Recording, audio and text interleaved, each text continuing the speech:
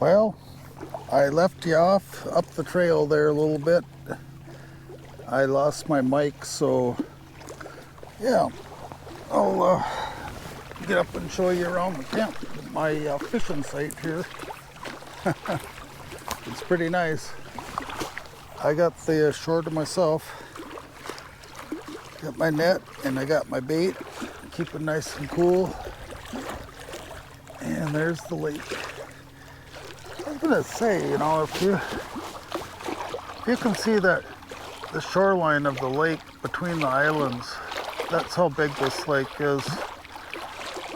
So it's the tree line that's way in the back there. And you can't really see the shoreline right there, but over here it's the edge of the island there. And then there's some islands, I believe. Not sure on that.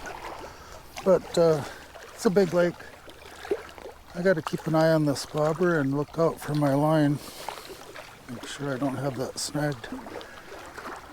Yeah, just relaxing. I'm ready for mosquitoes. I got some repellent. And I see one of my neighbors has a floating a minnow bucket over there too. I just use this bucket for carrying fish.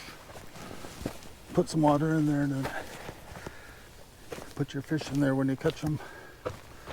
But there's the campsite. I've been up and down that hill about 6 times. See if I can get to a little better elevation, but it ain't bad. I mean, show me another site in the state that has lakefront frontage. That's a nice campsite there. I better not put out the word too well, because I plan on using this site quite a bit.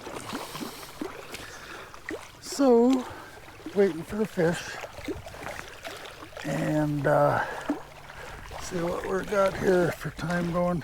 That's a pretty small video, but what could I say? I caught a nice walleye last night. It was he was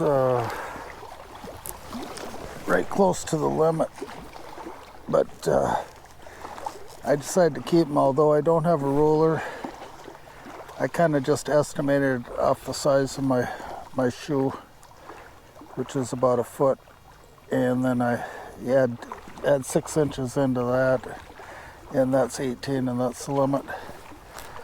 So, but I think I called it pretty close, and some people kind of ridiculed me for worrying about a few inches. Definitely something to worry about. But yeah, cleaned it up right away. I've got it in my fridge, and man, I'd like to have a barbecue tonight, but it'd be nice to fry up that fish too, but it'll keep. It's in the nice cooler. And well, I tell you, camping here, there isn't a whole lot to do, but what there is to do is pretty nice. I really enjoy this campground. I never knew this site was here.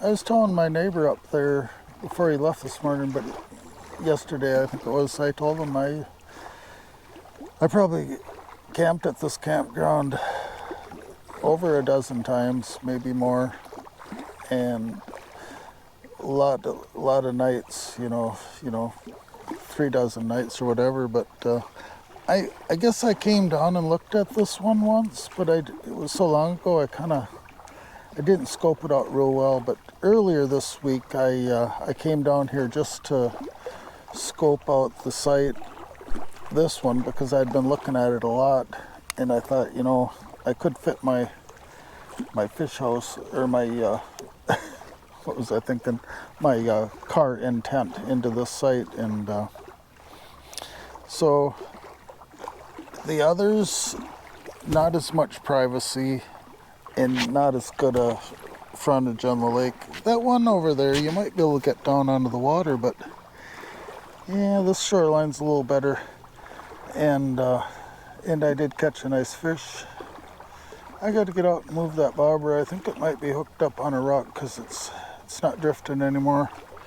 So this is it, and I never even knew it was here. It was so nice. So I'm going to be staying here quite a bit, I think. The reservation system is pretty nice. I mean, you can't do reservations here, but what you can do is pay over an app. What's that app called? I'd have to look on my phone. Dang, it's a kind of a different name. Oh, Yodel. Yodel. Yodel. But you go on there and you only got a half dozen parks to pick from, and you just pick your park, State Forest Campground I think it is, and select your site and how many nights, and put a payment method in, and bing, you got the site, and you just fill out a little placard for your site that gives some information for people.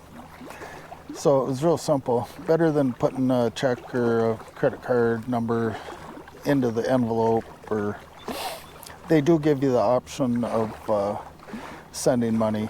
You know, you just they give you an envelope. So I don't know who checks that, but or how they check it or whatever. But I imagine if I have this site for tonight and tomorrow night, that if somebody tries to take it, they can't. And also, I think my permit goes through the night, through the afternoon on the night after a night, you know, at the site.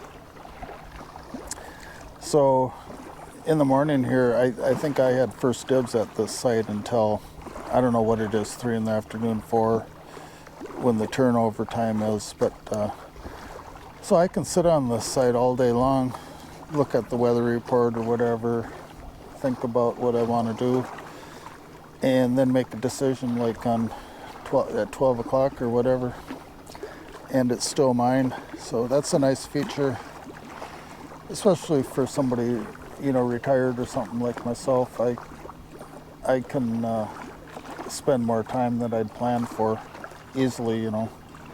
It's not a big deal. I don't have to get to work. Not anymore. So, well, I'll let you go. I got to reposition that bobber. I might be hitting ground there because it's not moving. I don't see it tipping any. So, but it might be hung up and I might have a snag, so I better check it out. Talk to you later now.